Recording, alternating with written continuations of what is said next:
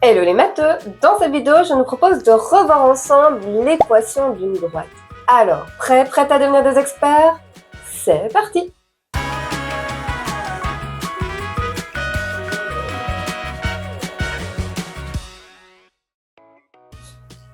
Bienvenue dans cette nouvelle vidéo de Math Expert.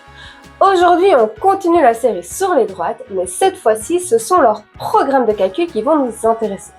Tu l'auras compris, nous allons nous attaquer à cette fameuse équation y égale mx plus p. Alors, installe-toi confortablement, n'hésite pas à prendre des notes et c'est parti pour devenir des experts. Je propose de nous lancer dans un exemple pour bien comprendre ce qu'il se cache vraiment derrière l'équation d'une droite. Je vous présente donc cette magnifique droite tracée dans un repère cartésien.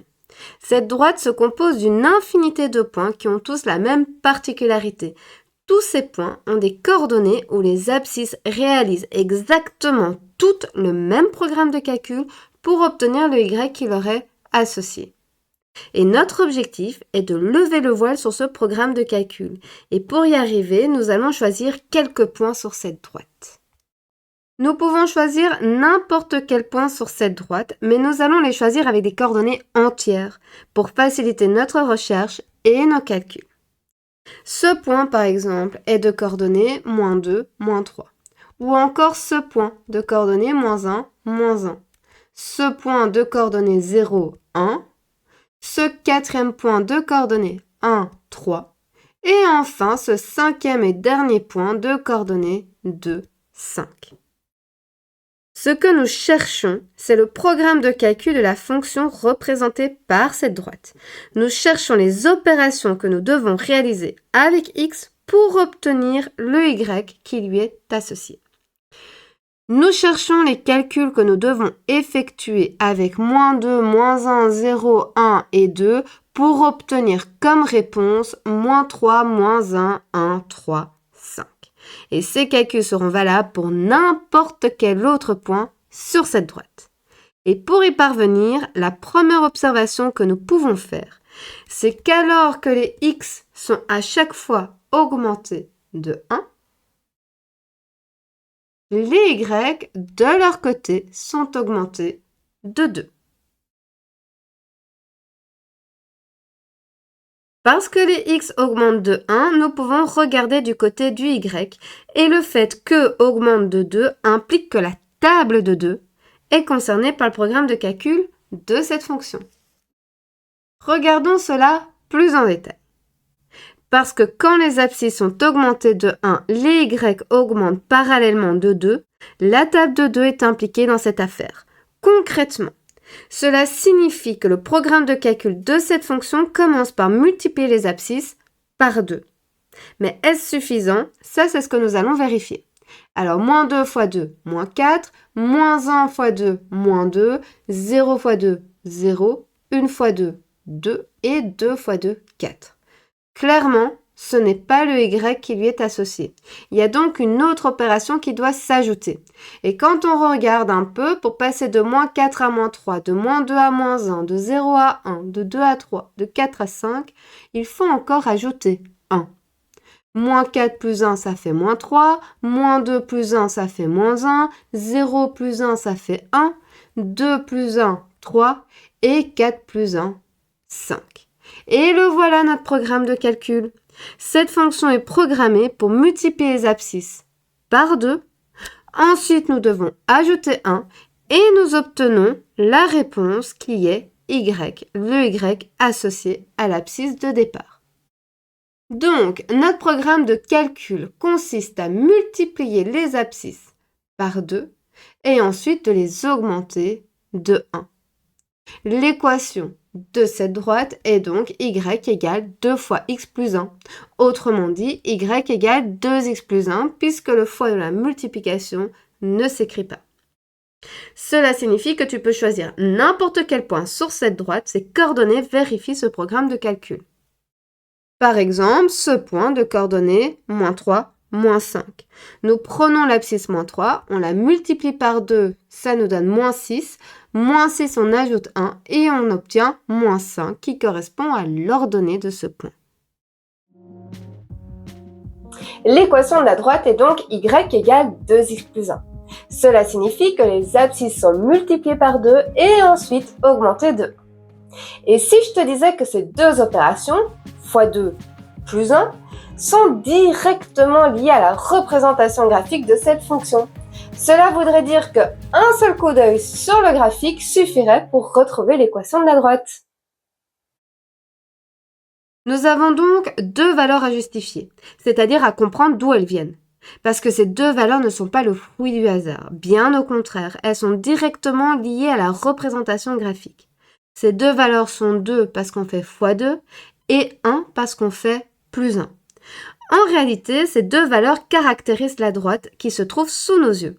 Cela signifie qu'avec ces deux valeurs, nous pouvons tracer uniquement cette droite et pas une autre. Ces deux valeurs suffisent pour retrouver la droite qui nous intéresse.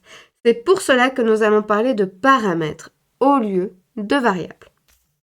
Après avoir sélectionné 5 points appartenant à la droite, nous avons pu observer qu'alors que les abscisses augmentent à chaque fois de 1, de leur côté, les ordonnées augmentent à chaque fois de 2.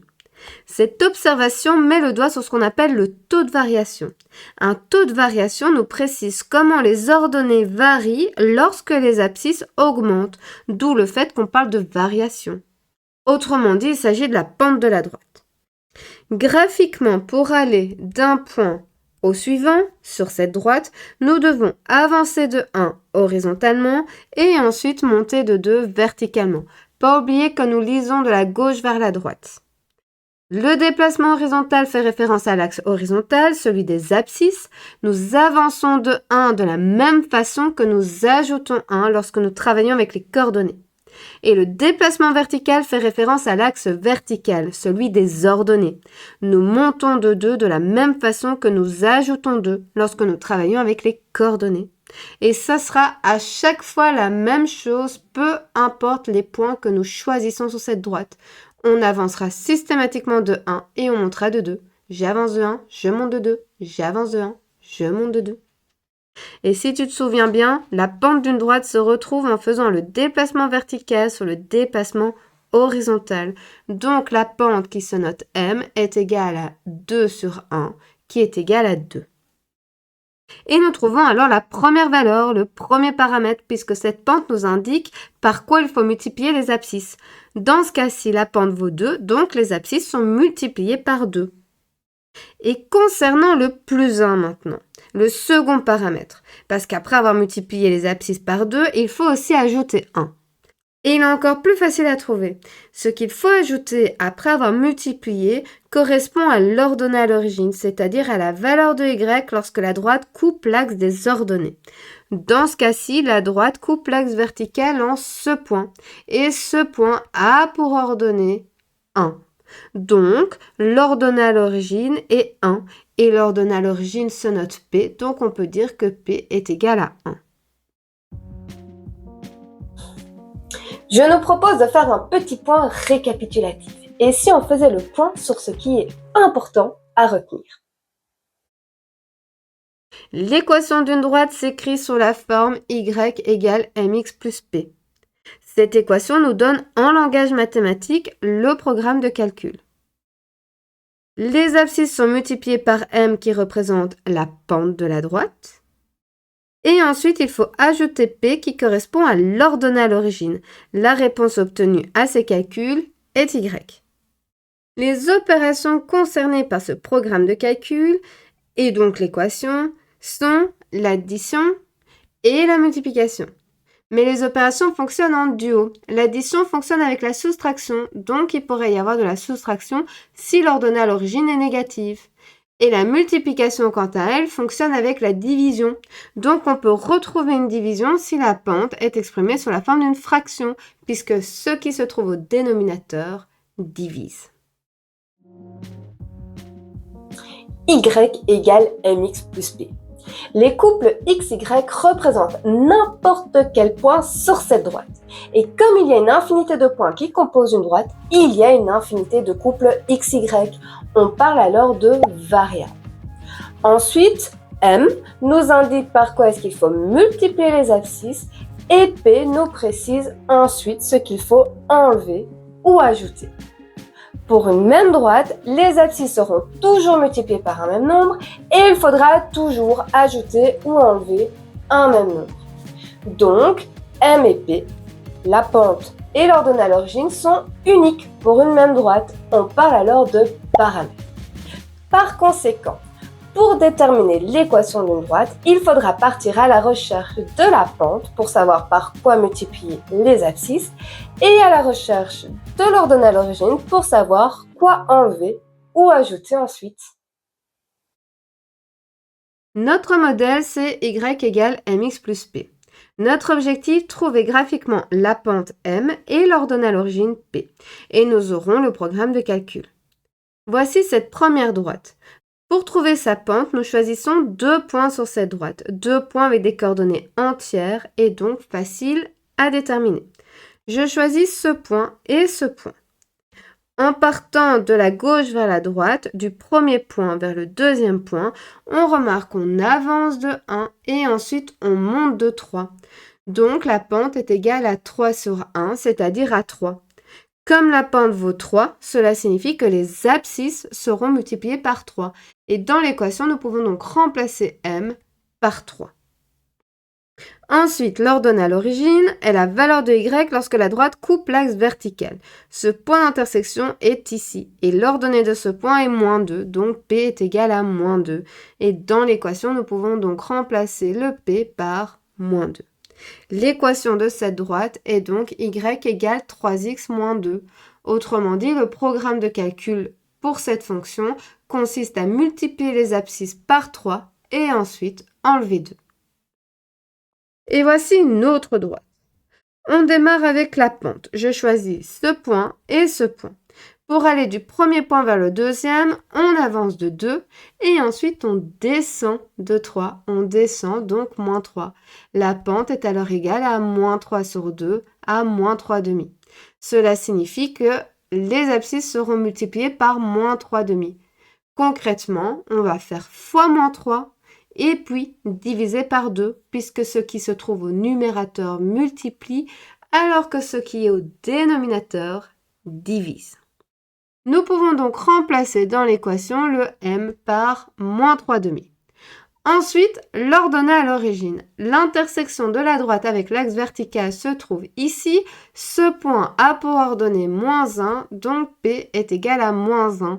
Et nous pouvons alors remplacer dans l'équation le p par moins 1. Le programme de calcul de cette fonction est y égale moins 3 demi de x moins 1. Je nous propose de terminer cette vidéo avec un petit exercice. Voici 2 droites et c'est à toi de déterminer graphiquement leur équation. Prends une feuille et de quoi écrire, appuie sur pause pour te laisser le temps de faire tranquillement cet exercice et quand tu seras prêt ou prête à entendre la correction, il te suffira simplement d'appuyer sur play pour relancer la vidéo.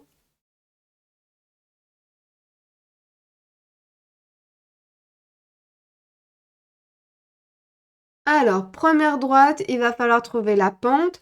J'ai choisi ce point avec ce point. Si tu as choisi d'autres points, peu importe. Le principal, c'est que ce soit des points avec des coordonnées entières, des coordonnées qui tombent juste. Comme ça, c'est beaucoup plus facile pour trouver la pente. En partant du premier point pour aller vers le deuxième, on avance de 2 et ensuite on descend de 1. Ce qui signifie que la pente de cette droite est égale à moins 1 demi. Ensuite, l'ordonnée à l'origine, intersection de la droite avec l'axe vertical. Le point d'intersection se trouve ici. Ce point d'intersection a pour ordonnée 4, donc P est égal à 4. L'équation de cette droite est alors y égale moins 1 demi de x plus 4. Pour la deuxième droite, pareil, on choisit 2 points. J'ai choisi ce premier et ce deuxième point. Pour aller du premier vers le deuxième, on avance horizontalement de 1 et ensuite on monte verticalement de 1, ce qui signifie que la pente de cette droite c'est 1 sur 1, donc 1 tout court. Et l'ordonnée à l'origine, point d'intersection de la droite avec l'axe vertical se trouve ici, ce point a pour ordonnée 1, donc P est égal à 1. L'équation de cette droite est donc y égale 1x plus P, et comme 1x peut s'écrire x tout court, on peut aussi dire que l'équation de cette droite est y égale x plus 1.